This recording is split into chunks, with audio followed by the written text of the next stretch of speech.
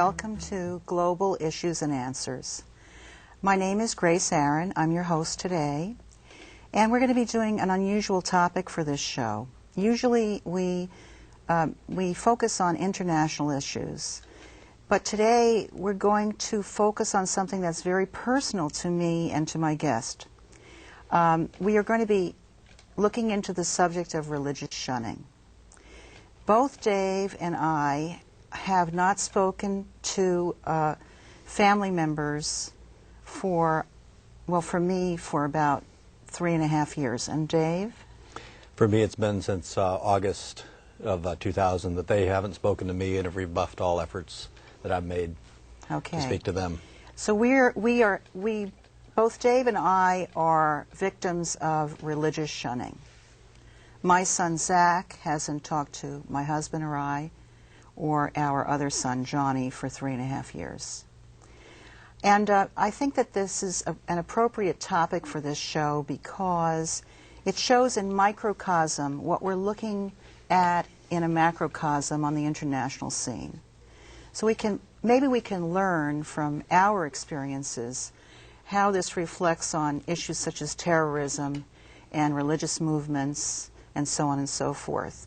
Now, before we start the show, I want to say two things. First of all, we're taping the show on November 6th, 2003, so you have a context. The next thing is that I want to voice a disclaimer. This show, the opinions that we're going to be saying are not necessarily the opinions of the station or the producer or any other entity. What Dave may say something that I don't agree with, I may say something that he doesn't agree with, and we just want to make that very clear. All right, Dave, why are we here today? What an opening. We're here to speak the truth. We're here to exercise our freedom of speech. We're here to exercise our freedom of religion. I have remained largely silent over the past 3 years as my children, my adult children, have refused to communicate with me. I will defend till my death their right to not communicate with me. Yes. If that is part of their religious paradigm, if that's part of their religious beliefs and systems, that they can't speak to me for whatever reason, that my hair is too long or my eyes are the wrong color or I mistreated them in some way as a father, that is their right. Part of my silence has been, or a major reason for my silence has been out of concern of further alienating them. But after 3 years, I've had to come to grips with the fact that this may well go on for the rest of my life. I have to come to terms with the fact that my children are practicing their own freedom of religion, their own freedom of speech. Freedom of speech implies the freedom not to speak as well as to speak. So at any rate, I'm here today just to speak publicly about my experience in L. Ron Hubbard's Church of Scientology. Thank you for being here, Dave. I know it's taken a lot of courage. I've also really thought about this step myself and spoken to my husband about it. It's been 3.5 years. I have tried every other conceivable avenue open to me. The church has really refused to open candid dialogue on this subject. I'm sorry if I'm a bit emotional and ragged in my speech, but this is a very emotional issue for me. I'm looking at a picture of your son here on the table. Yes. I have written numerous letters and have gotten either no response or inane response. If we go to the church headquarters, we are treated like criminals, and we are told that if we don't leave, the police will be called. Is that correct? That is correct. And if I can tag on that, in the eyes of the Church of Scientology, according to my understanding of L. Ron Hubbard's philosophy, I truly am a criminal in that context. I am worse than Judas Iscariot, than Benedict Arnold and Darth Vader all rolled into one. And what's the totally evil thing that you did? Well, what I did was I refused to go to confession in their church. The church had what they call a committee of evidence, which is their ecclesiastical court, that was done on in July of 2000. And in that court, the recommendations were David is ordered to receive a standard PTS handling. David is ordered to receive an HCO confessional at his own expense. If David refuses to avail himself of these actions, I'm paraphrasing here, he will be declared a suppressive person. Okay, now, you had a committee of evidence, which means that was a form of a justice Yes, it's an ecclesiastical action. court. Now, yes. what led to the, terrible thing did you do that led to that? It was a long, slow process. I was a member of the Church of Scientology starting in 1969 when I was a undergraduate student at University of California at Davis, where I met Robert Von Young. He was one of my instructors. He taught philosophy. He introduced me to Scientology. To make this very brief, throughout the 1970s, the entire decade of the 70s, my wife and I, Susan Dave Sweetland, were devout members and staff members and worked very, very hard, very, very dedicated to what we were doing. Without going into all the detail as to, we basically left staff. We didn't leave the church. We remained members of the church, but we're no longer active as staff starting in 1980. Our children were very young at the time. We wanted to raise our children. To fast forward to the 1990s, late 80s, my wife started getting re-involved. I tried to get re-involved, but I had backslid, so to speak, into a version of Christianity called Roman Catholicism, which is my background. And I'm oversimplifying this here, obviously, but there was a conflict between my Roman Catholicism tendencies and my Scientology. I tried to resolve this in 1996 by going to the ship, the Free Winds, which is the beautiful facility that the Church of Scientology maintains as a retreat center, to resolve my quote, hypocrisy as a Scientologist. That's what I said. I said I need to resolve my hypocrisy as a Scientologist and either get back aboard as a Scientologist or just resign my membership. After a week aboard the ship, basically it more or less went nowhere. It was more or less stone-walled. I resigned from the church at that time aboard the Free Winds. Unfortunately, I retracted that resignation 4 or 5 hours later. I say unfortunately because I simply should have said, well, I was threatened basically with suppressive person declaration. I knew what that meant. I didn't want to incur that. I knew that my then minor children, my daughter was about to graduate from high school, my son was just about to turn 16. It was the week before his 16th birthday. That if I were declared a suppressive person, my children and their mother couldn't talk to me, or at least be put in a position that would be very difficult. I tacitly retracted I didn't formally retract the resignation, but I tacitly retracted the resignation. And for the next 4 years tried to resolve the problems I had with the church just through open discussion and dialogue. But all the while I refused to be involved in the confessional, which involves the e-meter. Basically, all you did was said, okay, well, I don't believe this anymore. You all can practice your religion as you see fit, but I choose to withdraw myself from this religion. Yes, I said that's all you did. Yes, I said I chose to go to confession in the Roman Catholic Church, not the Church of Scientology. Okay, so by refusing to go to confession, basically, yes, you lost your family. In other words, you're not allowed, your family had to decide whether they wanted to maintain their religion or to maintain their father. That's correct. Yes, and you phrased that well. They had to decide. One of the accusations made against the Church of Scientology is that, well, it's frequently called brainwashing. The members are brainwashed and are just basically these puppets being controlled by whoever, by some force, or by L. Ron Hubbard or whomever or whatever. I don't subscribe to that. I believe I don't either. I don't think so either. I believe that every person is responsible for their actions. Yes.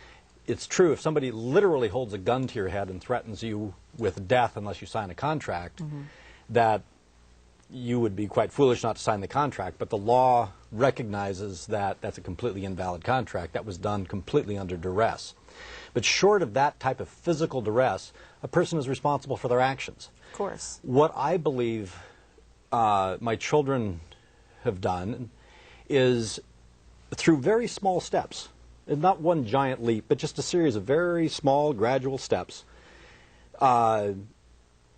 agreed with L. Ron Hubbard's philosophy to the point where, to maintain their integrity, they have to go the next step, which is to quote, disavow and disconnect from a declared suppressive person, which is what I am. I am a declared suppressive person by the Church of Scientology.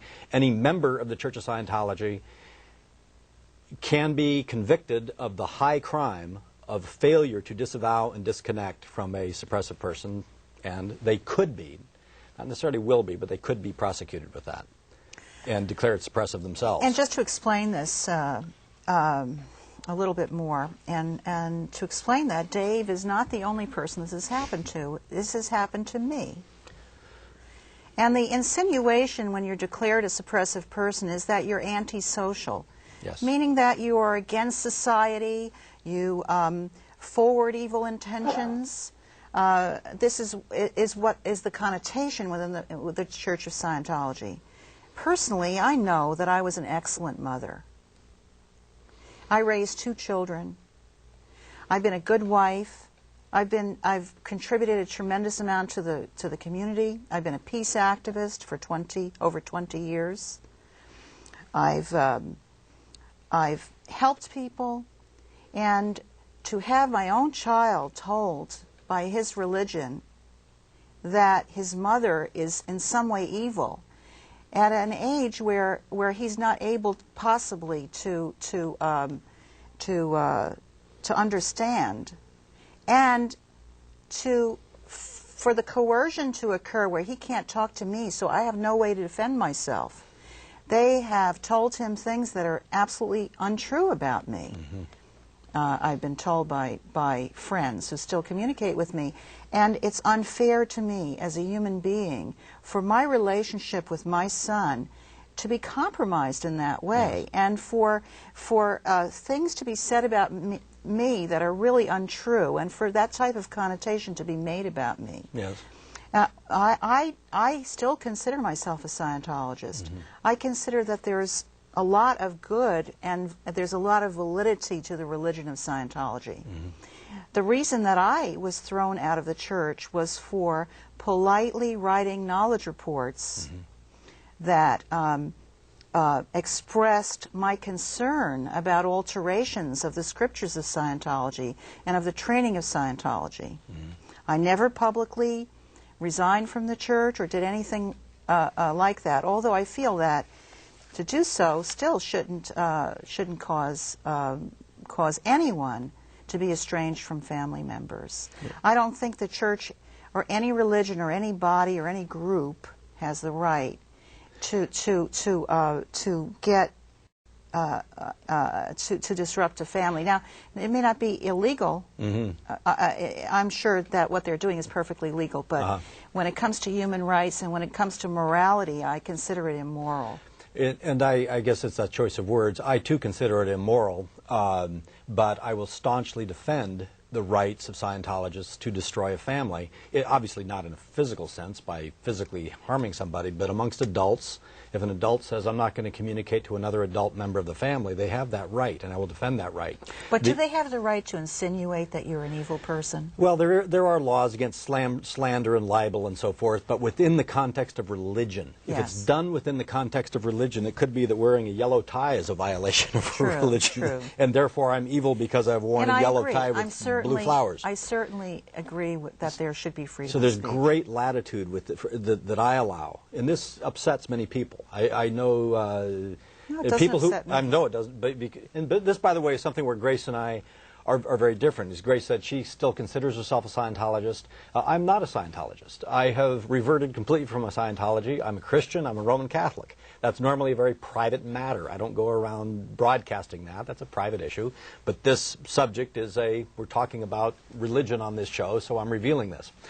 From an objective perspective, I could say that the beliefs of my Roman Catholic Church are more bizarre than anything in Scientology. Yes. and No, I say that, and I can say that as a Catholic. Neither Dave nor I care to ridicule the religion of Scientology. Nor any religion, We really. just want to express, I just want to express, I won't put words in your mouth, I want to express the pain that I feel as a mother being estranged from my son. Yes. It upsets me Yes. tremendously. And Scientology is not the only religion that practices religious shunning. There are other religions that do this. I want to just tell people that it causes great sadness. There's not a day that goes by. It's not the same as a child leaving home and becoming an adult. That's right. It's totally different from that. Explain how you feel about. Were you a good father to your children? You'd have to ask my children. I did as best I could. You were a real father, right? I sure was a real father. I did as best I could. I was. Okay. I certainly never. I didn't beat them or abuse them or anything. I tried to be the best father I could. Were you there for them? I believe I was there for them, certainly. I mean, my wife and I, Susan and I, were married for 28 years. We created what I believe was a loving home, and from all external appearances, a very fine family. And by external appearances, what I mean by that is, I'm being a little self-deprecating here. Within my heart, I always was conflicted as regarding my religious beliefs and loyalties, put it that way. And I believe that's something that my children grew up with and something they sensed. And therefore, to that degree, I probably wasn't the best father I could have been. I was always very deeply torn, but that's more of a private matter. I believe I was an okay father, but you'd have to ask my children. Really, it's their opinion. That's their Lauren and Riley. And I love you guys unconditionally. My arms are open to you 24 hours a day, 7 days a week, anywhere in the world. You know how to get me. I'm there. Right now. That's what right now, I love you guys, and you know that. And that's what I want to say to Zach. Daddy and I really love you. Johnny misses you. We're terribly sad about the fact that we can't. We've raised you. You're handsome, strong, young. We want to share in your joy. We want to share in your life to some extent. We don't want to control you or enforce our realities on you. We just want to see what you're doing. We want to be able to have some sort of... You know that in Scientology, it's a terrible thought, but none of my friends who know Zach, if he's hurt, they can't call me. That's right. They could lose their jobs, That's right. lose their families if they pick up the phone and say, hey, I want you to know Zach is in the hospital. That's right. You know, or he's getting married. That's right. It's a terrible thing to do to a parent. It's part of the core philosophy. One of the most painful things that I went through in the past 3 years was a little over a year ago. My son went to his maternal grandparents, Susan's mother and father, whom, they've been, again, we were married for 28 years. Yes. They're wonderful people. And they've been, certainly they don't meddle in the subject of a divorce. A divorce is a private matter that is between two people. It's painful for a family, but you get, there's a context within which to deal with a divorce. Mm-hmm. So that's a different subject. But the destruction of the family, the fact that my children and their mother absolutely refuse to communicate with me it's incomprehensible to so much of my family. But what I started to say was my son, I'm quite confident under the direction of the Church of Scientology, went to them and tried to get them to disavow and disconnect from me. It's just amazing. It's mind-boggling. It's mind-boggling. It's but just so sad. It is sad, but it's part of the overall the philosophy, the worldview You know, I want to of the take religion. issue with that just for a couple of minutes, and that's this. And I'm going to belabor this a bit. There's several things. The original issue that stated that a suppressive person could not be communicated to by anyone in Scientology except for an ethics officer or a justice person was written in 1965.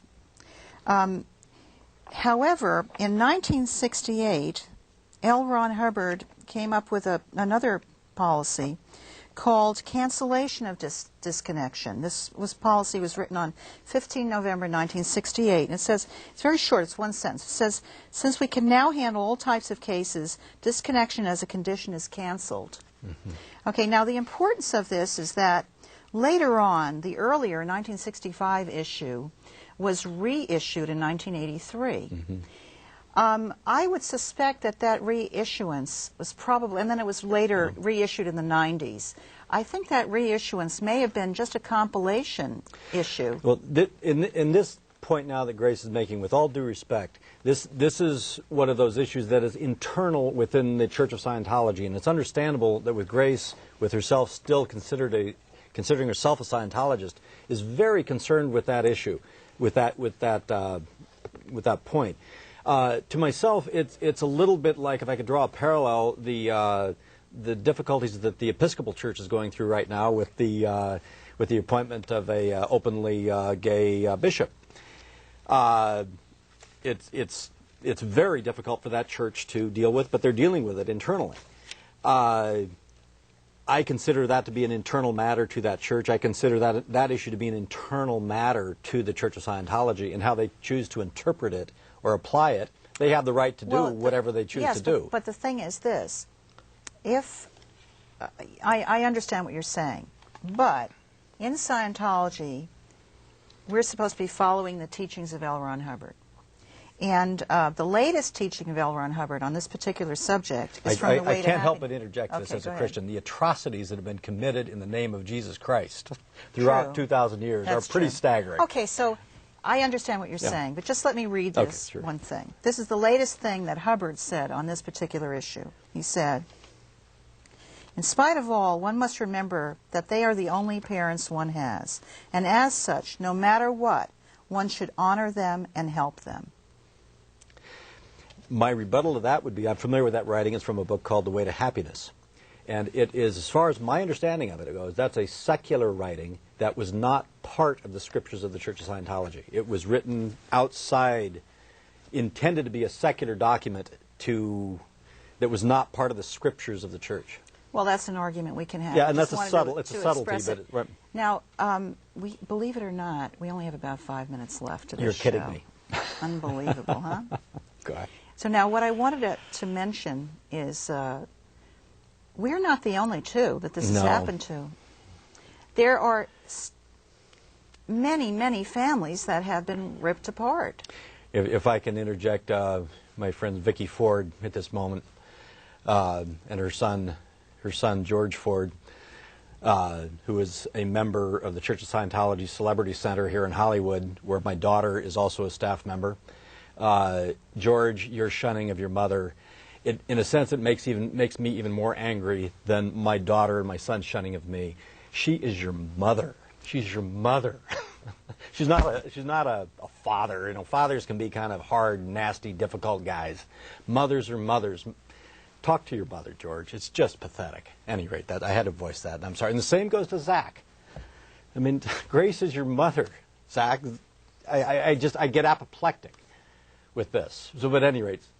The other thing is that I think that Zach should know. I want to tell Zach that he will not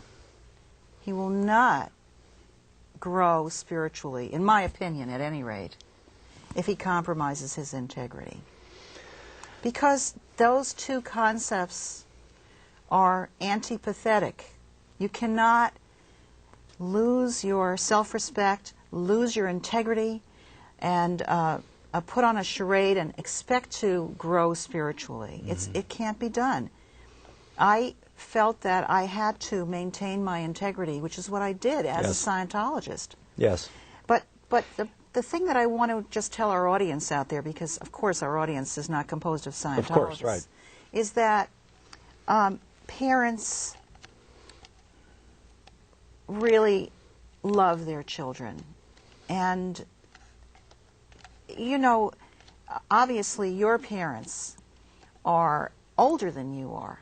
You don't know how much time you have to spend with them to mend fences, to straighten out squabbles.